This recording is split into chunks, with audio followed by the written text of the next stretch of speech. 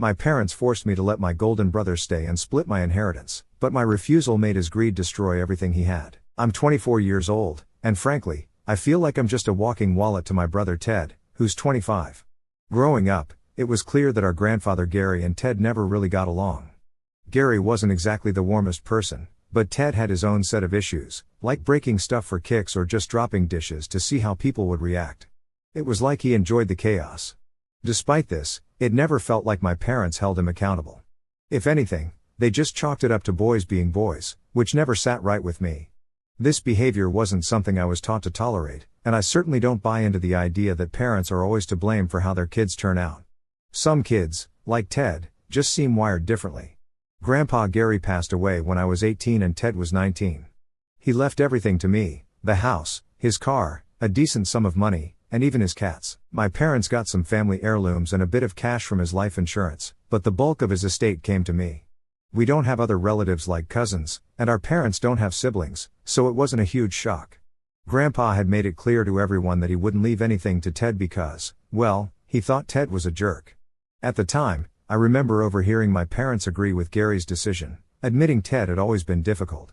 He wasn't just difficult, he was a nightmare for me growing up. He'd mock me for my weight, steal my things, and even break my stuff just to upset me. After therapy, I've started to see how these experiences shaped my defensive nature. People have called me tough or even bitchy, but really, I'm just trying to protect myself from getting hurt again. Despite all this, my parents still had the audacity to suggest I should share my inheritance with Ted. We weren't even speaking then because of his constant bullying. When I refused, they acted like I was being unreasonable. But why should I reward someone who made my life miserable? After I moved into Grandpa Gary's house, things started looking up for me. I had my own space, managed to pay for college, and found a job. I genuinely enjoy living on my own terms. I've invested the money wisely and kept a tight budget, enjoying a life Ted tried hard to keep me from having. Then last year, Ted waltzed back into my life. His wife had left him, and he was drowning in child support payments for his 2 kids. Since then, every visit to my parents' home has been a trial. They keep pushing me to let him move in with me and to help him financially, claiming that Grandpa Gary would have wanted it if he knew Ted had kids. That's just not true. Gary knew exactly what type of person Ted was. Visits to my parents are now rare and strategic. I try to time them when Ted isn't there, but somehow he always shows up, probably because my mom tips him off. Recently, he's been trying to cozy up to me, using every chance to hang out. We went to a bar once, and he immediately told the bartender to put his drinks on my tab, which I promptly paid in cash to avoid any misunderstandings. If Ted had been a decent brother, maybe just maybe I'd have considered helping him. But he's not, he's a leech, and I'm not interested in bailing him out. This might make me seem selfish to some, but I fought hard for my peace and happiness. The last straw was during a family dinner when Ted tried to guilt-trip me in front of everyone, painting himself as the victim of our grandfather's supposed cruelty. My parents nodded along, urging me to think of family and duty. But as Ted spun his tale of woe, I saw the same manipulative gleam in his eyes that I'd grown up dreading. "I've had a really tough time, you know," Ted said, his voice dripping with rehearsed sadness. "It's not easy being a single dad. I just thought, as my sister, you'd want to help out."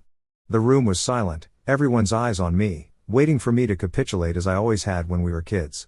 But not this time. "Ted," I began, my voice steady, "I understand you're having a hard time, but let's not pretend you're interested in rekindling our sibling relationship. You're interested in what I can give you, not in me as your sister." My parents tried to interject, but I held up my hand. "I've made my decision. I'm willing to be part of Ted's life if he changes, but I will not finance his mistakes or his lifestyle. He needs to own up to his responsibilities." The evening ended with awkward goodbyes and frustrated glances. Since then, I've stood my ground despite my parents' continued attempts to sway me. It's tough seeing them so blinded by their favoritism towards Ted that they can't see the pain he's caused. So here I am, seeking advice on how to handle a family that doesn't seem to value the same principles of fairness and accountability that I do. How do I maintain my boundaries without severing ties completely? Because as much as it pains me, they are still my family, but I'm tired of being the only one who seems to see Ted for who he really is, a bully who's never had to face the consequences of his actions. How do I deal with this without losing myself in the process? I wrote down what I wanted to say and then informed my parents I would be over to speak with them. I outlined everything that Ted has done to me in the past, from stealing to bullying to making fun of my friends. I told them that he has not changed, and I would not be including Ted in my life. Ted hasn't asked for custody of his kids and never wants to see them. He just needs money to pay back child support. He spent the money on himself. He had it. He just didn't want to spend it on kids he didn't want anymore. I let my parents know that I have invested the money given to me and was not going to be putting it towards Ted. When I die, the money would be going to a charity, and I plan to not be a cash cow for Ted ever. My parents were not happy about that. They told me they wanted Ted out of their house. He had been doing nothing but making their lives hard. I pointed them in the direction of a page about our state's month-to-month tenant laws.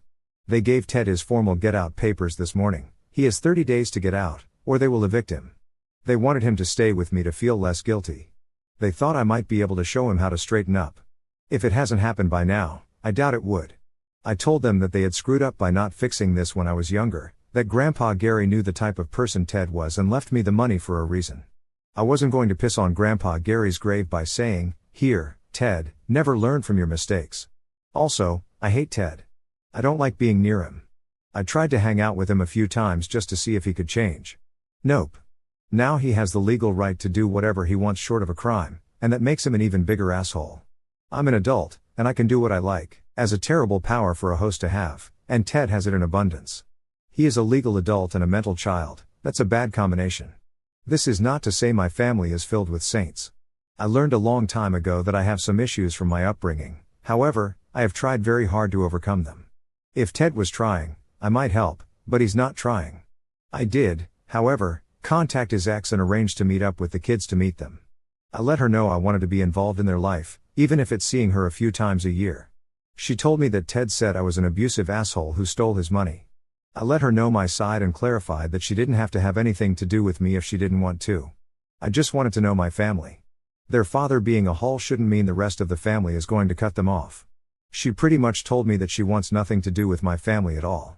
My parents made her feel like a whore for leaving Ted and demanded she let them help raise the kids. Knowing how Ted turned out, she wanted nothing to do with them, even if they are nice. She is afraid Ted will have access to the kids. From the sound of it, Ted might have been an unpleasant partner.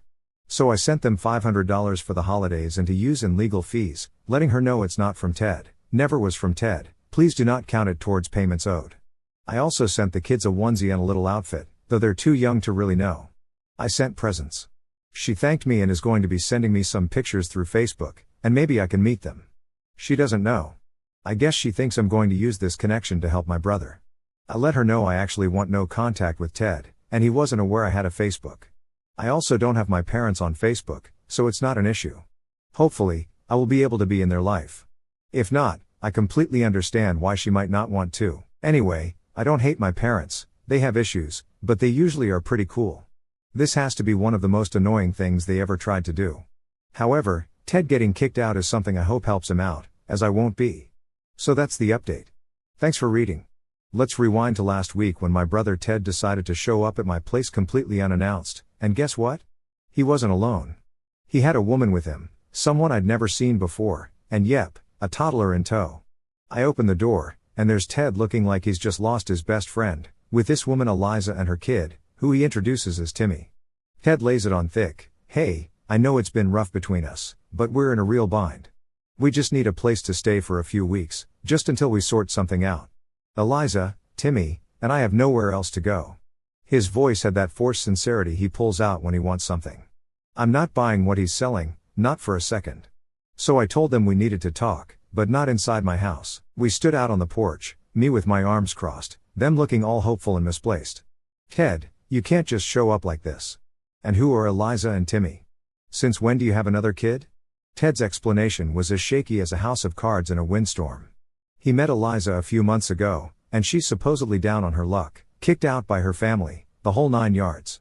Ted's playing the hero, which we all know is just a role he assumes when he's the one drowning. I laid it out straight for them, this isn't a temporary hostel. I can't help you. Eliza finally piped up, saying they really had nowhere to go because her family wanted nothing to do with her. I felt a twinge for her, not going to lie. I went inside, grabbed some local shelter information, and handed them a bit of cash to get by. Ted looked like he was going to explode, muttering about how cold I was. Eliza, on the other hand, seemed genuinely thankful. They left, and I was left shaking my head, wondering what in the world just happened, but the real jaw-dropper came later that night. I get a call from an unknown number, and it's Eliza, only now she's crying, and the story spills out. Eliza tells me she's not actually Ted's girlfriend. They met a few weeks back, and Ted concocted this plan, promising to help her if she played along to make me feel sorry for them. The kid isn't his, she's just a struggling single mom he convinced to join his little deception. Hearing this, I was furious, but honestly, it was just so typical of Ted, always scheming. I told Eliza she wasn't at fault and that she did the right thing by calling me. I reassured her to keep away from Ted and use the shelter resources I gave her. Now Ted's calls have been coming in, but I hit the block button without a second thought. There's no room for his drama in my life anymore. But this isn't just about not wanting drama, it's about refusing to enable his toxic behavior.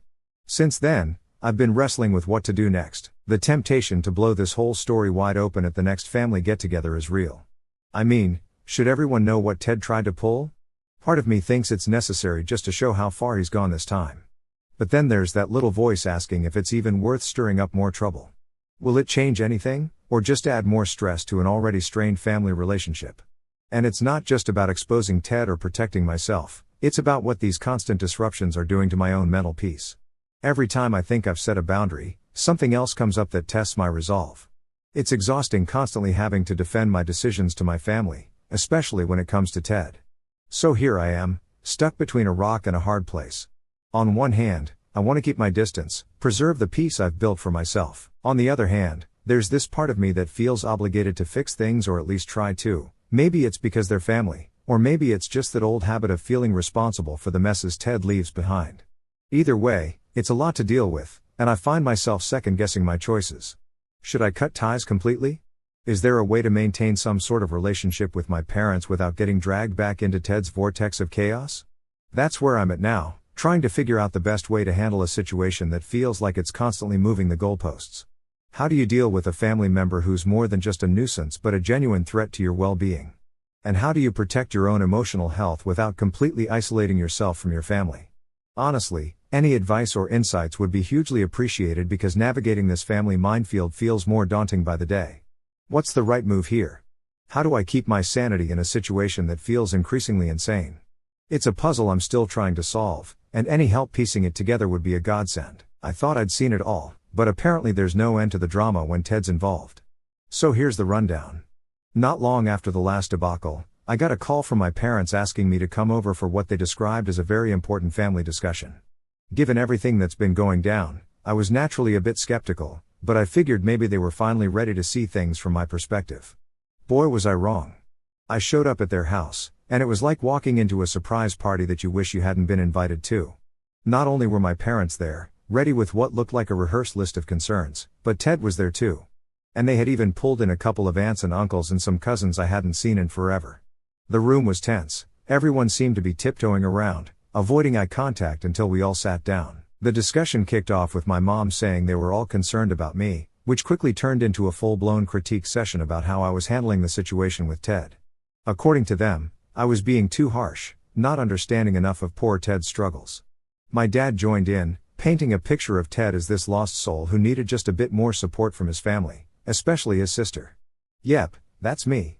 Ted, of course, was eating it up, looking all somber and misunderstood. He had his act down, portraying himself as the victim downtrodden by not just life but his cruel sister who had everything. Apparently, Grandpa's house and a bit of peace count as everything these days. As they laid into me, I felt this mix of anger and disbelief. How could they twist the situation like this? It was surreal watching them take Ted's side after everything he'd done. When it was finally my turn to speak, I didn't hold back. This isn't about family concern, this is about you guys refusing to see Ted for who he really is. He's not just messing up because life is hard, he's actively making choices that hurt people. I'm not going to support that, I'm not going to enable him. That set off a real storm. Everyone started talking at once, voices raised, with Ted jumping in to play the part of the wronged little brother, saying things like, "See? She just doesn't care. I'm your son too, but she got everything and I got nothing." His performance was something else, I'll give him that. In the middle of this chaos, my Aunt Marie, who had been quiet most of the time, suddenly stood up. She's always been more of the observer type, but when she speaks, it's usually worth listening. "Enough of this," she said in that no-nonsense tone that's made her the unofficial matriarch since Grandma passed. "We're not here to gang up on anyone. If you can't see that Ted has a part in his own problems, then what are we even doing here?" Her intervention cooled the heads a bit and got some of the family whispering among themselves, maybe reconsidering the one-sided narrative they'd been fed. But my parents weren't having it. They continued to push for me to reconsider my stance and think about what family means. I left their house feeling a mix of frustration and relief, frustrated that the family I grew up with was so willing to turn a blind eye to Ted's manipulations, but relieved that I stood my ground, that I didn't let their pressure change my stance. Since that day, my phone has been a constant source of stress, buzzing with texts and calls from family members. Some are supportive, telling me they understand my decision. Others are just as manipulative as Ted, trying to guilt me into changing my mind. It's been exhausting, to say the least. I decided it was time to take a serious step back. I've been limiting my interactions with the family to those who understand and respect my position. As for Ted, despite his attempts to reach me through various means, apologies one day, accusations the next, I've kept my distance. The whole situation has made me reevaluate a lot of my relationships, not just with Ted but with everyone in my family. It's tough realizing that the people you grew up with, who should have your back, can just as easily stab you in it if it suits them. But it's also been clarifying, in a way.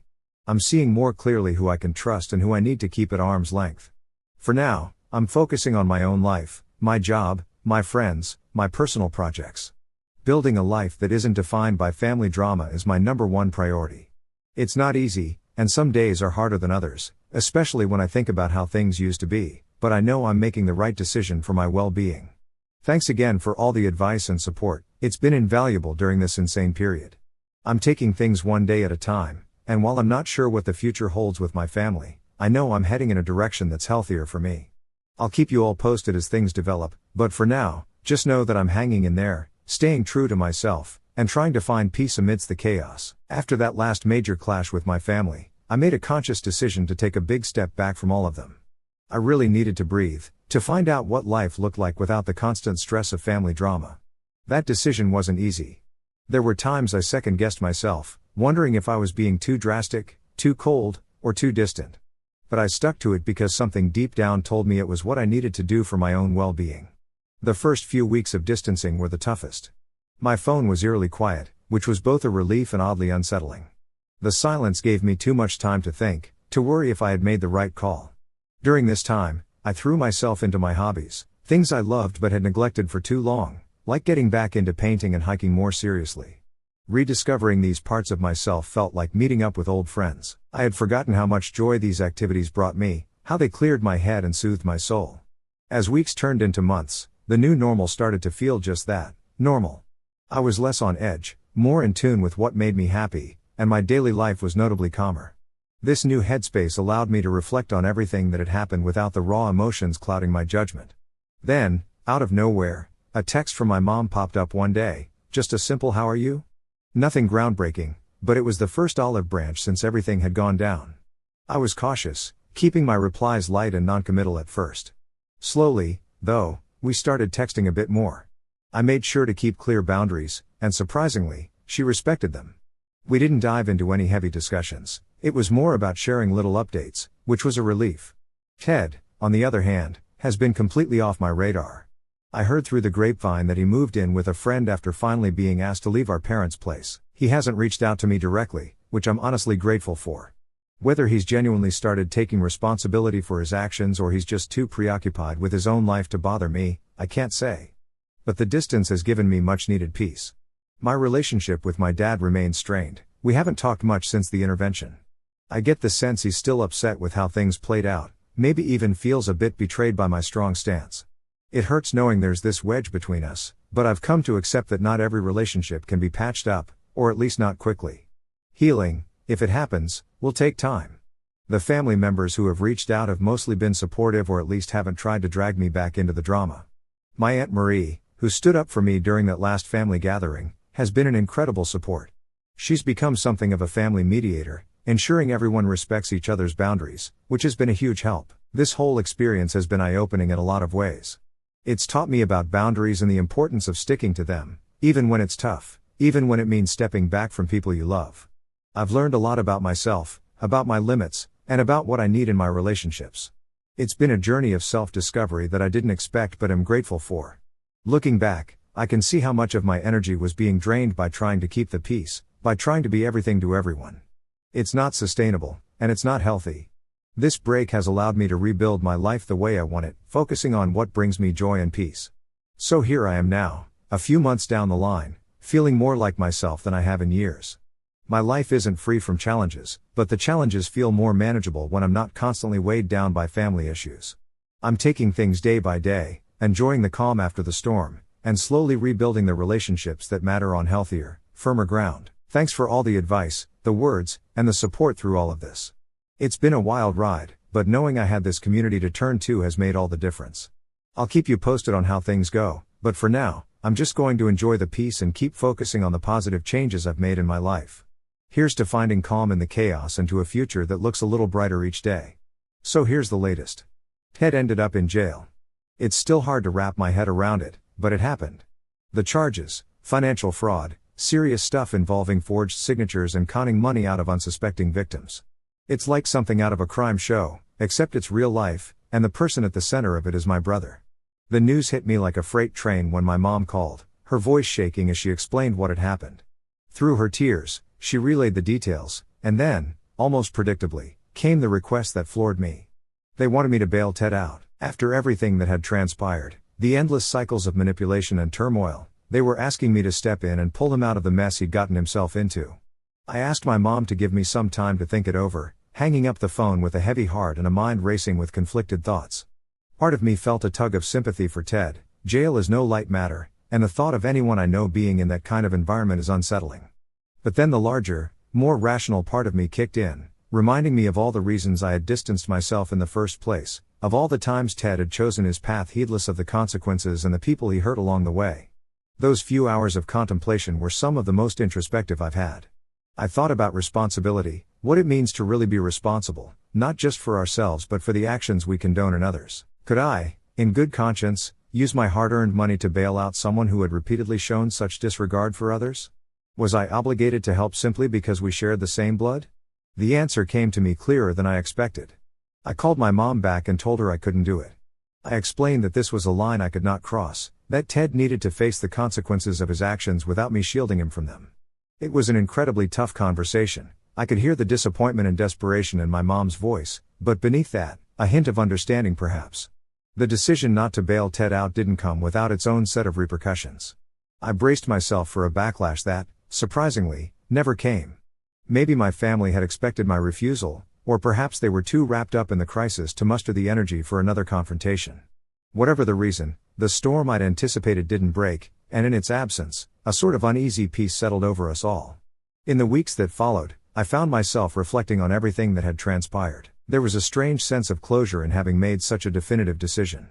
I realized that sometimes the most challenging choices are the ones that bring us the most peace. By saying no, I had not only reinforced my boundaries but also reaffirmed my commitment to a healthier, more self-respecting way of living. Life has slowly started to find a rhythm again. I've been diving deeper into my hobbies and interests, reconnecting with friends, and generally trying to rebuild and reinforce the life I want to lead, one that isn't constantly overshadowed by family drama. My relationship with my parents remains tentative, marked by a newfound respect for my boundaries, perhaps born out of the realization that I am serious about maintaining them. I've also learned a lot about forgiveness through this process, not the kind that excuses harmful behavior, but the kind that accepts people's flaws while also accepting that those flaws don't have to dictate how I live my life. I've forgiven Ted, not for his sake, but for mine, to free myself from the anger and disappointment that were weighing me down. And as for the community here, your support has been a beacon for me during some really dark times. Each message, each piece of advice, each shared experience has helped more than you can know. You've reminded me that even in our most solitary struggles, we are never truly alone.